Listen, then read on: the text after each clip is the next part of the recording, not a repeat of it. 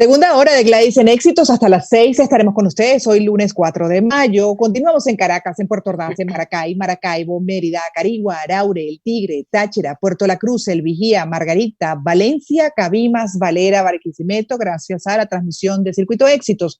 Además, por @Circuito Éxitos en Twitter, en Instagram y por la página www.exitosfm.com. Y vamos con... Hechos que dan de qué hablar. Gladys en Éxitos.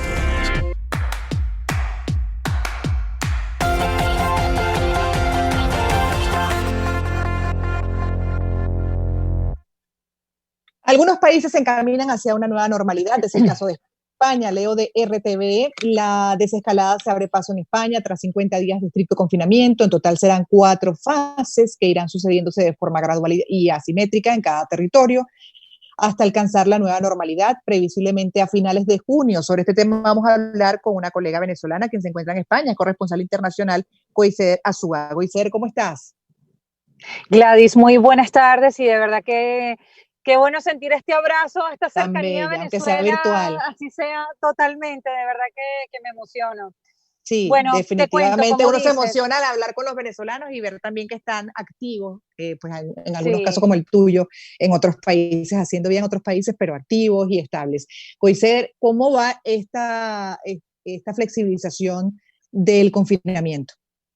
Mira, te confieso que hay mucha incertidumbre y se respira un ambiente agridulce, porque si bien es cierto que todavía estamos con números muy altos con relación en cifras de fallecidos, o sea, una cifra de fallecidos diaria de 164 personas todavía es fuerte, pero son datos positivos para el Ministerio de Sanidad, recordando que hemos tenido picos de más de 950 muertes al día, Gladys. Wow. Venimos en una fase de descenso, una fase, de hecho, de contagios muy bajas. Hoy se registró la cifra de contagios más baja desde hace 2 meses.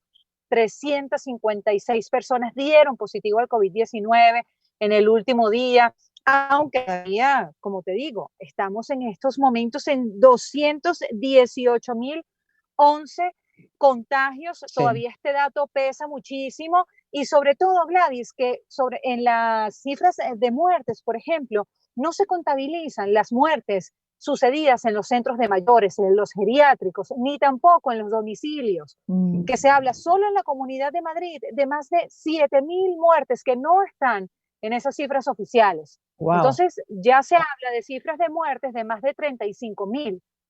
¿Por qué? Porque no se les realizó la autopsia a todas esas personas que murieron en los geriátricos o que murieron en sus casas, y por supuesto no hay manera de saber.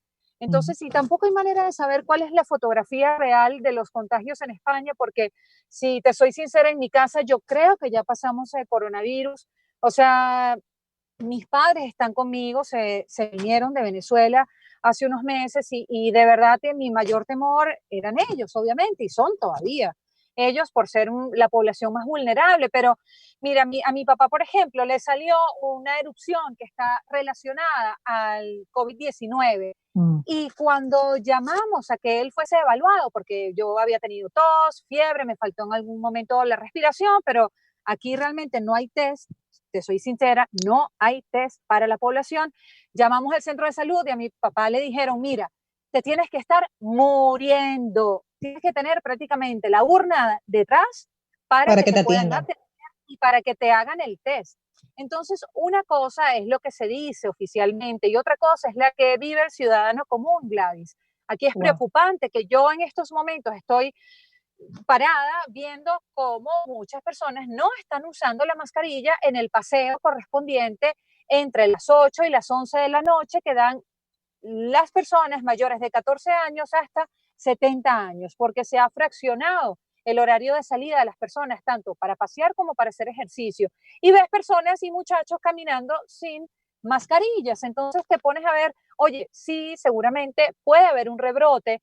De hecho, esta mañana el director del Centro de Gestión del COVID-19, Fernando Simón, decía, sí, estamos expuestos a un rebrote, hay riesgo, por lo que la responsabilidad individual es vital, Gladys.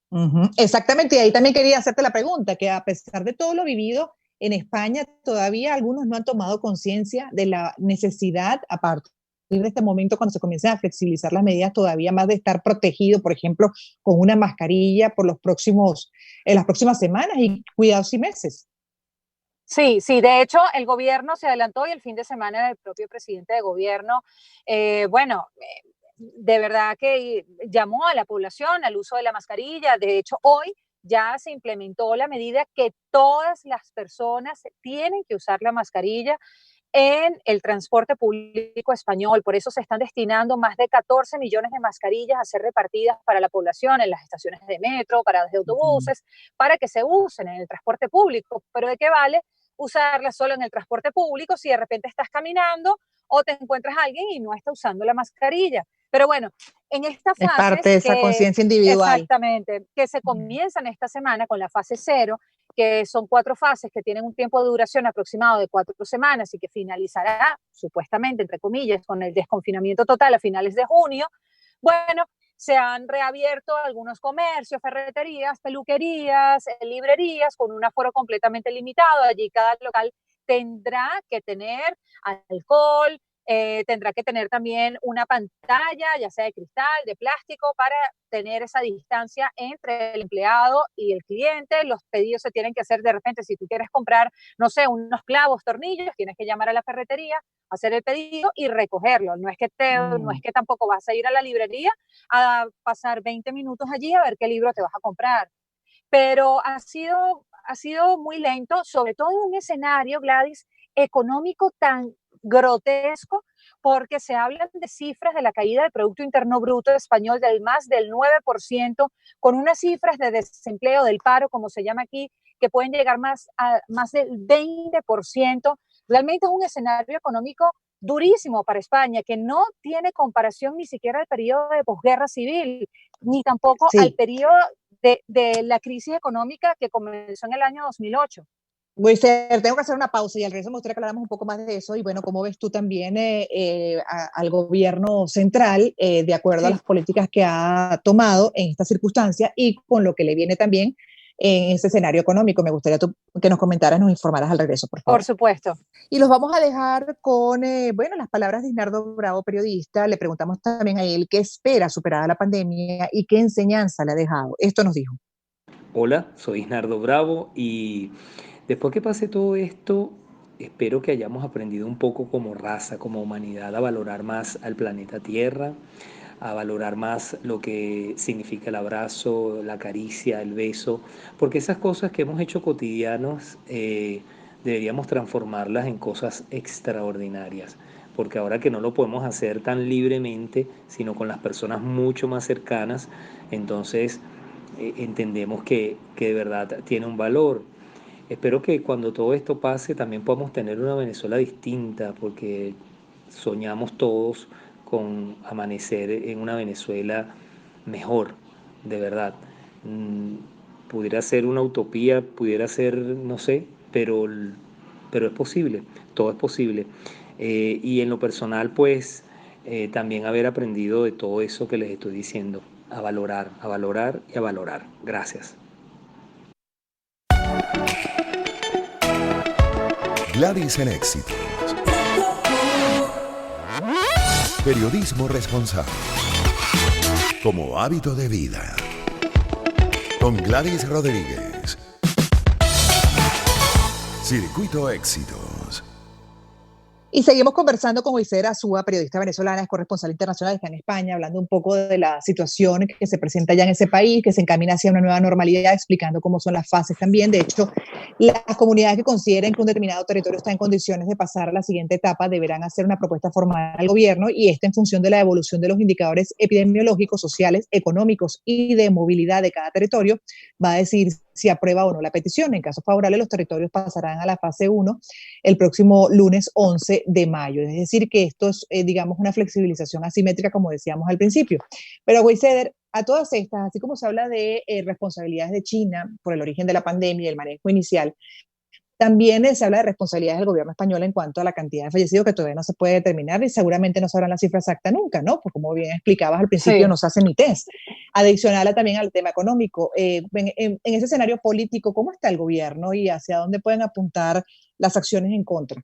Mira, solo te cuento que en entrevista para el diario El País, la vicepresidenta para esta transición ecológica de España, Teresa Rivera, que es del Partido Socialista, que es el mismo partido del presidente de gobierno Pedro Sánchez, confirmó en el diario El País que la situación de Portugal, que presenta unos números impresionantes y al estar tan al lado de España, con poco más de 1.000 muertos, ellos atribuyen desde el gobierno aquí central que esa situación, esa capacidad de respuesta positiva que tuvo el gobierno luso, el gobierno portugués, es porque Portugal se encuentra más al oeste y este virus viene del este. Entonces, te pones a ver y... Entonces, ¿qué pasará con América? Imagínate. Exacto, ¿no? O cómo lo puedes comparar si Italia está, si España está más al oeste de Italia. Entonces, ahí obviamente se le cae la careta al gobierno central en términos de gestión del COVID-19 en este país. Realmente, la mayor crítica que se le ha hecho, y te cuento, Gladys, ya desde este momento se están gestionando una cantidad de demandas contra el Ministerio de Sanidad y el gobierno central, porque obviamente este nivel de contagios del personal sanitario es único. España es el país del mundo con mayor número de contagios de enfermeros, voluntarios, médicos, con más de 35,000, más del 20% de todos los contagios son de médicos, enfermeros, como te digo, de los sanitarios. Por eso es que el aplauso todas las noches a las 8 de la noche se aplaude a este grupo de valientes que han estado en primera fila luchando contra un virus sin el material necesario. Entonces, obviamente hay un gran sentimiento en la población de descontento con el gobierno central porque esas medidas no se tomaron. España reaccionó tarde, tomando en cuenta que, bueno, primero se dijo, no, China está muy lejos. Después, no, esto es un problema de Italia. No, Italia está al lado. Y resulta que el 11 de marzo, cuando se declaró el coronavirus como pandemia, todavía había cierta comunidad en el ámbito sanitario que decía que no, que la gripe mataba más que el COVID-19. Entonces, allí te pones a ver cómo se ha vuelto más política la respuesta, porque todos los días la comunicación del gobierno estaba dada por autoridades uniformadas, por los máximos representantes de la policía, del ejército, que estaban dando la información de los datos de números de sanciones que se habían dado y no realmente gestionando el grueso del gran problema que eran los sanitarios que estaban siendo contagiados.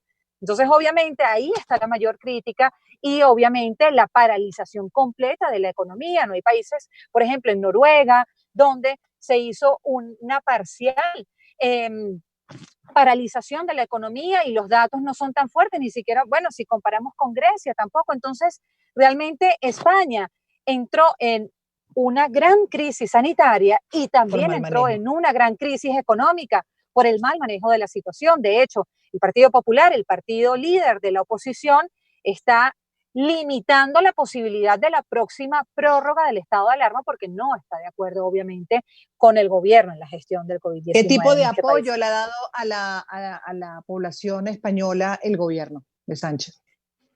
Económicamente. Es que, claro, económicamente, primero, obviamente, el mayor grueso de pequeños empresarios, imagínate, la cantidad de locales comerciales, de hostelería, restauración, el motor turístico que tiene España, que es el motor de la economía, el más grande, obviamente ha estado paralizado, Gladys.